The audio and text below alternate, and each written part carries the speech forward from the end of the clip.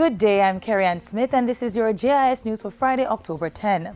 Government has released another $350 million towards ridding the country of the chikungunya virus.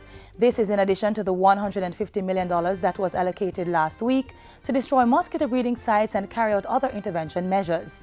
The increased expenditure is a step in the right direction, but this is not a problem that will be solved only by money.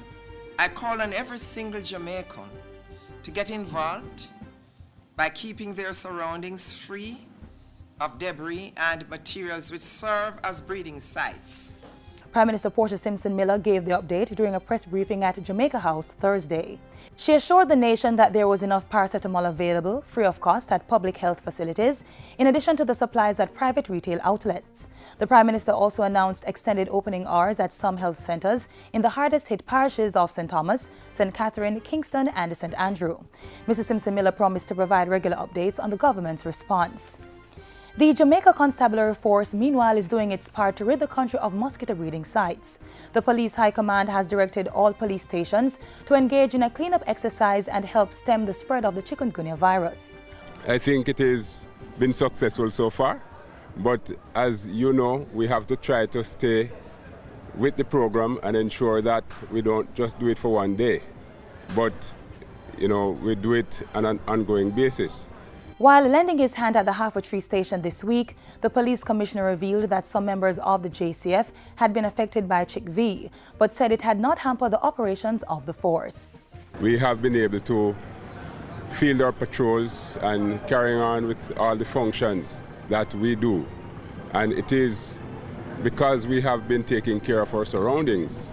Government is also stepping up its planning for the prevention and effective management of the Ebola virus should it present itself on the island.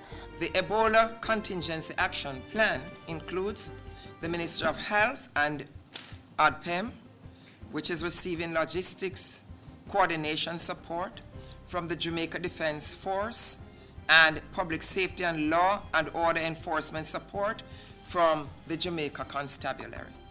The Prime Minister told journalists on Thursday that sensitization and refresher training on operation procedures and protocols were being held with first responders and other stakeholders. She also assured that the country had adequate stocks of protective gears for health workers and others, and said quarantine facilities and equipped isolation wards were being established. Efforts have also been initiated to acquire necessary screening equipment for the island's ports of entry, while international partners have been engaged to assist the island with prevention planning, response preparedness and surveillance. Jamaicans are being encouraged to take action as part of our personal responsibility in this situation. Avoid traveling to Ebola-affected countries and regions, and truthfully declare your travel history when arriving and departing the island. In other news, Prime Minister Portia Simpson Miller is encouraging more local manufacturers to go into cassava production. Greater levels of investments are required to realize the enormous possibilities of the production of cassava starch and other products along the value chain.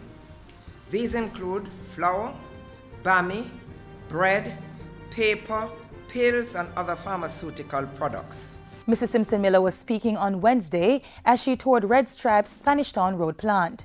The beer company has embarked on an extensive cassava farming project to use starch from the tube in its beer production. The cassava project is expected to employ 2,000 student farmers and put 2,500 acres of land into production over the next 3 to 5 years. And finally, the Jamaica Bauxite Institute, JBI, will continue a partnership with the Japanese company Nippon Light Metal to extract rare earth elements from red mud. These elements are vital in the manufacturing of smartphones, plasma screens, wind turbines, satellites, and other high-tech products. On Tuesday, the JBI and Nippon Light Metal signed a collaboration agreement to formalize the 2-year research and development arrangement. This will ensure that the rare earth element pilot plant in Hope Gardens, St. Andrew, continues to be operational. Both entities also signed a termination agreement to formally end the pilot project and transfer full ownership of the plant to the JBI. A patent agreement was also signed, giving the JBI and Nippon equal rights to the 2 patents developed from previous research. Portfolio Minister Philip Paulwell said the project was successful. It does represent breakthrough technology and that this is a fine example of collaboration between Japan and Jamaica. So it does represent for us a tremendous advance in the relationship between Japan and Jamaica. And that's it for JIS News today. I'm Carrie Ann Smith. Thanks for watching.